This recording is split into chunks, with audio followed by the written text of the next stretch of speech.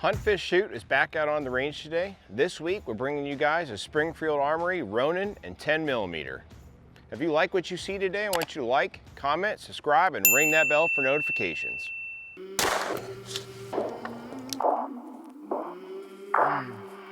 I came from the mud, there's dirt on my hands. Strong like a tree, there's roots where I stand.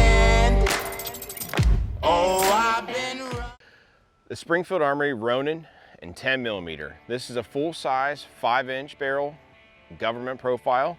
So you're gonna get an 8-round magazine with this. You get just one that has a bump pad on the bottom of it. It has a standard safety on it for a right-handed shooter. It has an enhanced beavertail on here and also a speed bump on there to help you activate that grip safety a little easier. Bobbed or skeletonized hammer. And then you're gonna have 3-dot sight system, but you have a fiber optic red sight that starts on here. They do give you a green tube that you can put on there and switch it out. But again, it's a 3-dot. I'd probably prefer for myself just to have that blacked out rear sight. But on this, it's not a problem. You can shoot it just fine. They do put a racking edge, or a tactical racking edge as they call it, on there, so you can rack it off a hard object like a holster or a stiff belt or something like that, which is a nice feature on a pistol, especially if it's something you're going to kind of market as a defensive pistol in itself. 10mm is an excellent cartridge, especially for when you're trying to reach something like a bear caliber that you can protect your life back in the backcountry when you're bow hunting or something like that, or even fishing.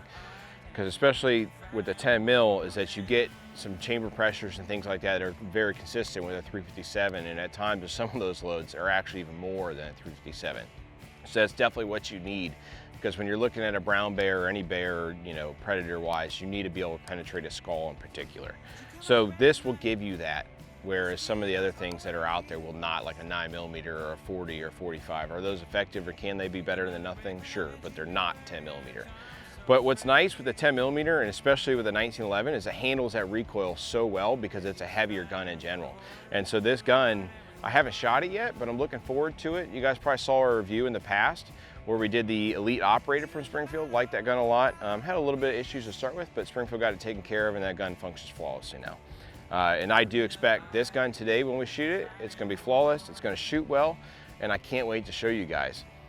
Just a couple things before I forget though. This is a blued slide on here, and then also here on the frame, it's gonna be a brushed stainless, and then they have front and rear cocking serrations on it as well. They're honed, they're not too sharp, and they're just deep enough that you can get a good grip.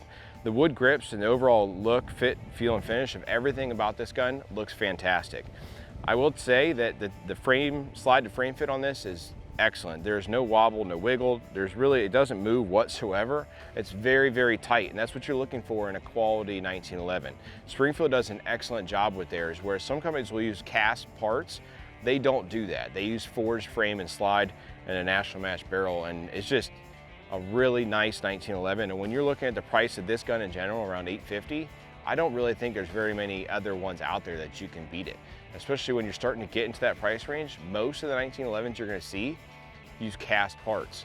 And when you're taking forged versus cast, you're always gonna wanna go with forged parts. So let's shoot this gun today, and you guys can give us your thoughts and how you feel about it. Let's get some first shots to the Springfield Ronin 10mm. We're gonna start here at 15 yards, see how it shoots.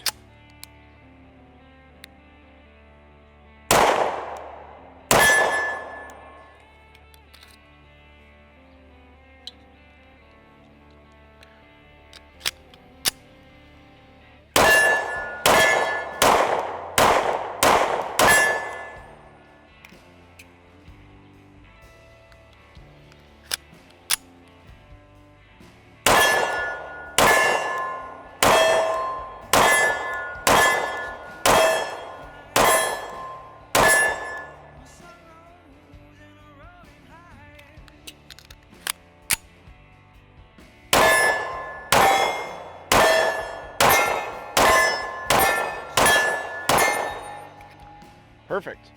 Yeah, the one time there you saw the slide actually lock back, and I think that's going to be from I think I actually bumped up that slide lever on there, and that's what actually caused that to stop back on me, because there was no malfunction whatsoever I noticed in there. So the gun shoots absolutely awesome.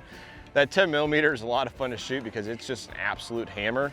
And when you go from a 9mm to a 10, and you just compare the two, I mean, it's night and day. It's easily On this, it feels like nearly 3 times the amount of recoil that you're getting out of a 9. So a good grip and everything like that can really combat that, but a 1911 like this, it really helps making that 10mm a dream to shoot.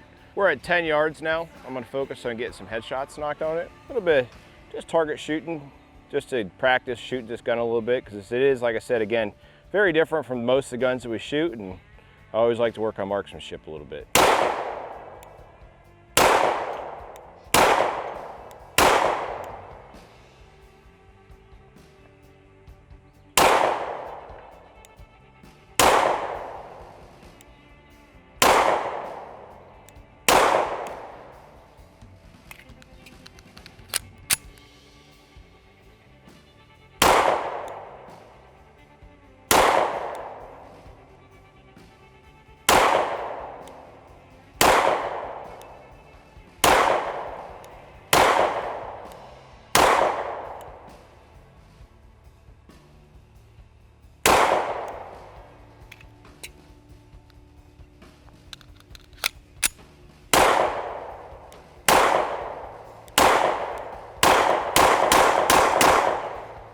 That last string of fire, what I did is I just took all 3 magazines and just focused on putting them all in the head box at about 10 yards, probably about 10 to 12 yards in all honesty.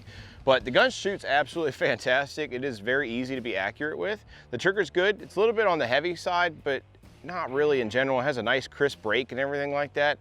It's just that when you're not in match triggers and things like that with like a staccato or your Wilson Combat, something, it doesn't feel like that by any means. And I don't expect it to be. It's not that caliber of a gun. Is it an excellent made gun? I think so. It shoots awesome. It's just a really well made gun, and I enjoy shooting it a lot. And 10 mil, again, it's just an absolute hammer. What I'm gonna do now, I'm gonna work on a couple just double tap controlled pair drills here. I'm gonna go between the 2 steel targets on each of them. We'll see how I do.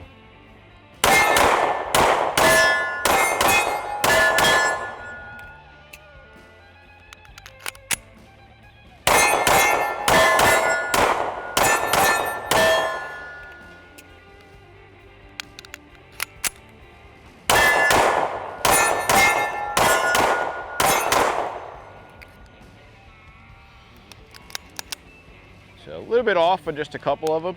Not gonna complain. 10 mil, again, it's just a blast to shoot. This gun is easy to shoot, really. Good reset and everything like that on the trigger. And you guys, I don't think, in my opinion, that in a 10mm, if you're looking for a 1911, there's really a better gun out there. Rock Island, they make some good 1911s. They use cast parts. If you're willing to sacrifice some quality and things like that, you can do that. But with this, I don't feel like you have to sacrifice quality. The fit and everything like that, the fit and finish for this is good. Springfield's customer service is excellent. I've used them before in the past, and that was really only one time, and up until then, I had never had any issues with their products. And I think they make a high quality 1911. So let's shoot this a little bit more, and we'll give you guys some closing thoughts. We're now out at about 50 yards with the Ronin in 10mm. I want to shoot the steel with it, see how I can shoot it. I'm sure it's going to shoot good, so it's going to be on me just to make those hits on steel. Then we're going to close it out for you fellas.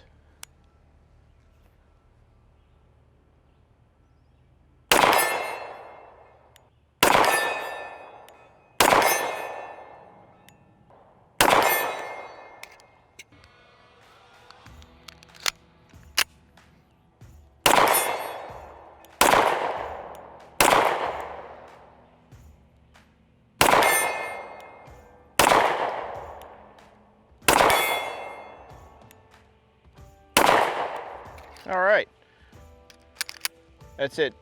The Springfield Ronin in 10mm.